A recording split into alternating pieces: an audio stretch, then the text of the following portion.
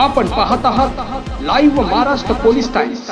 दक्षिण सोलापूर तालुक्यातील मंद्रुप येथे पहलगाम हल्ल्याच्या निषेधार्थ मुख्य बाजारपेठ असलेल्या मंद्रुप येथील किराणा, कपडे, इलेक्ट्रॉनिक्स, हॉटेल, बांधकाम साहित्य, कटिंग, फळावळ आदी विक्रीची दुकाने बंद करण्यात आली होती।